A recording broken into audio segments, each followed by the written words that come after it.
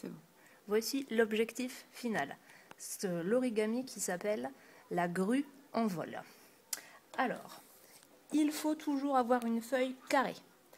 Première étape, on va marquer les diagonales, la verticale et l'horizontale.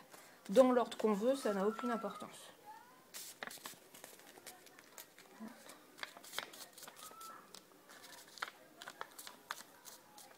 Tu me dis qu'ils ne sont pas tous carrés, leurs trucs. On marque bien les plis. C'est important pour la suite. Hop. Oui, on commence toujours aussi avec le motif face cachée.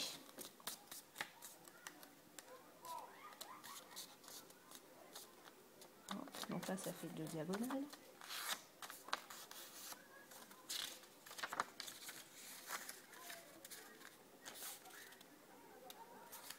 L'horizontale.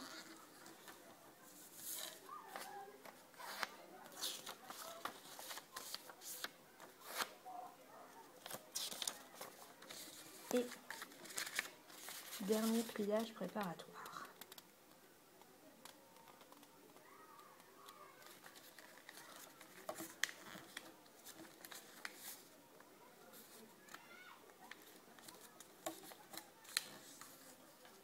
Hop. On redéplie tout. Bon. Une pointe vers le bas. On prend la pointe de gauche, hop, et on la rabat sur la première pointe. On fait la même chose avec la pointe de droite. Hop. Et on aplatit le tout. Voilà. On se retrouve donc avec un petit carré qui s'ouvre comme ceci.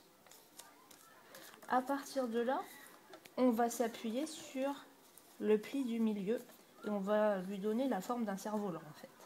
Donc hop, on prend comme repère le milieu. Vous remarquez qu'on n'emporte pas tout le papier, on laisse celui de derrière derrière. Même chose de l'autre côté, bord à bord. Hop. Et même chose derrière.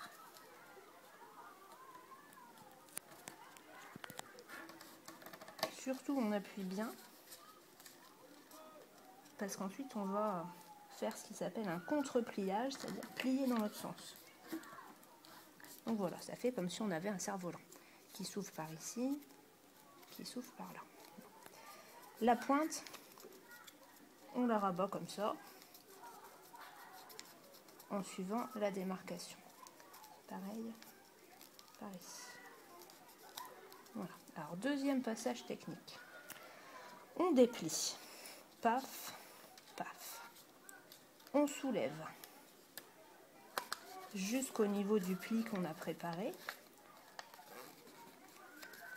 On force jusqu'au bout, ce qui fait que ça se replie suivant les plis qu'on a aussi préparés. Et on a une sorte de grand losange. Même chose par ici. On ouvre, on soulève jusqu'au pli. On force. Des fois, il résiste un petit peu. Voilà. Hop. Donc ça, en fait, c'est le corps de la grue et ça, c'est ses ailes. Là, on va soulever ici et plier jusqu'au milieu. Hop. Comme ça, verticalement.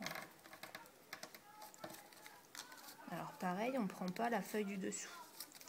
On fait la même chose de l'autre côté. Il faut que ça soit donc symétrique. Hop. Et hop.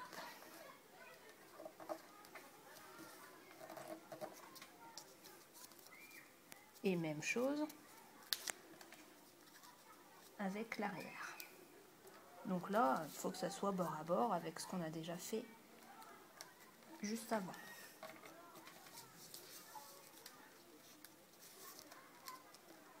Hop.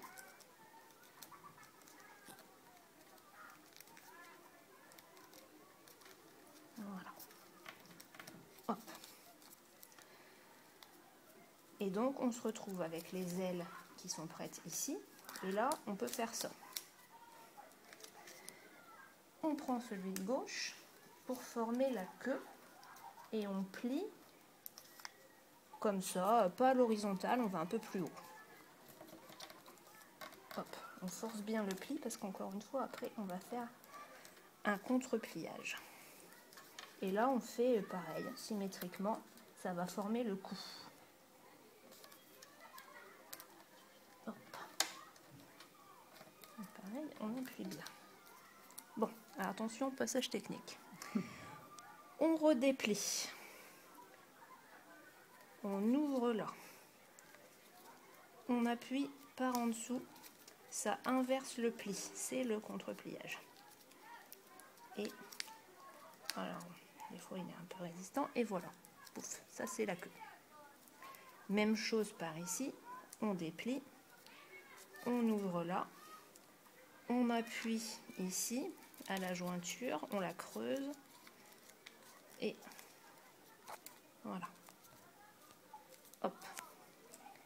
Donc là, on peut déjà écarter les ailes. Ça fait le corps de l'oiseau.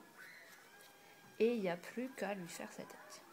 Donc là, on plie à peu près horizontalement. On déplie. On passe son doigt là. On appuie. Et voilà.